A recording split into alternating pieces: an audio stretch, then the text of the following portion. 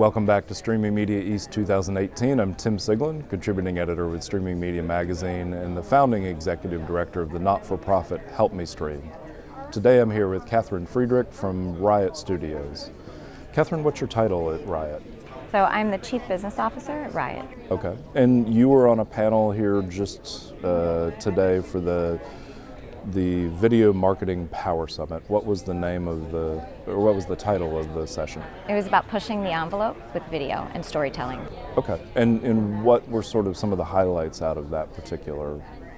So I think the biggest takeaway that everyone hopefully should have gotten was that storytelling is alive and well, and it is more important than ever to build emotional connections with their consumers.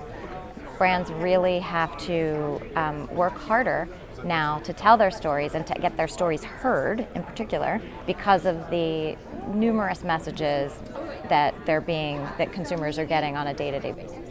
And I understand you all do work in immersive AR and VR and that kind of thing. So how do brands interact in an immersive environment differently than the way that they would interact in a linear environment? So I think also came up in the summit is when you're pushing the envelope, it's a personal envelope. It is not everybody's ready for AR, VR, and not every consumer is interested in consuming through AR, VR. So if you're trying to get your message heard, it's really trying to identify what that appropriate vehicle for getting that message heard is. So I think that was really, I think one point that was addressed in the summit. With RYOT, we can do the AR, VR, and we're incredibly talented in that area. But given that consumers still have to be pulled along, there's some good storytelling that can be done using traditional formats through digital. And in those cases, sometimes the reach is a little bit bigger, but your storytelling has to get better.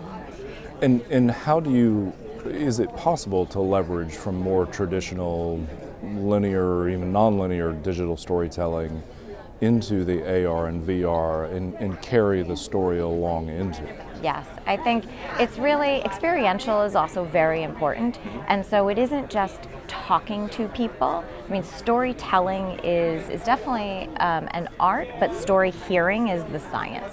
And so if you want your message to be heard, the hearing part with brands is that immersive experience. It is that could be an AR experience, could be a VR experience, could be a GIF experience, could be a sequential story that you're telling them through. Choose your own adventure. Choose your own adventure type of story.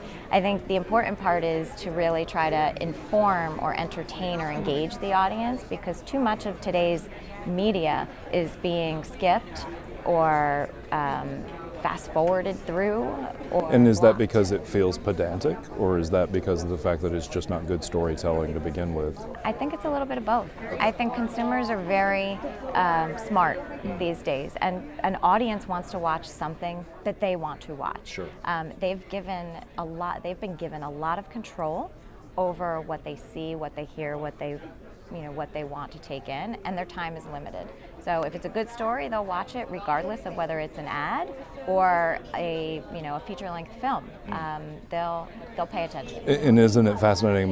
My girlfriend on Amazon Prime, she'll watch the first 30 seconds of something. And if she doesn't like it, she's abandoning it. But she's not going to go back and take it off her watch list just because she might want to go back and watch it later. But it's like channel flipping through a whole bunch of non-linear.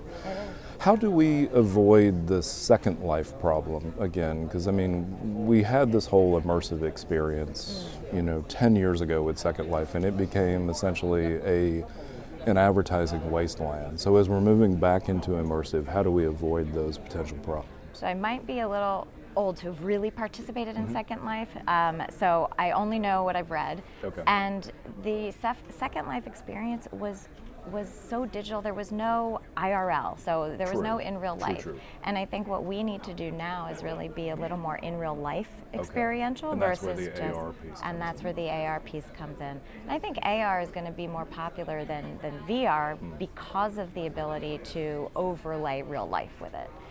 That's where I think Second Life kind of bottomed out. Not everybody is techie enough or willing to sit in front of the screen and And in those models, there was no VR 360 for you to look around. It was you were forced into the window of just the screen like that. Yes. All right. Well, Kathryn, thank you very much for your time, and welcome. we'll be right back with the next guest.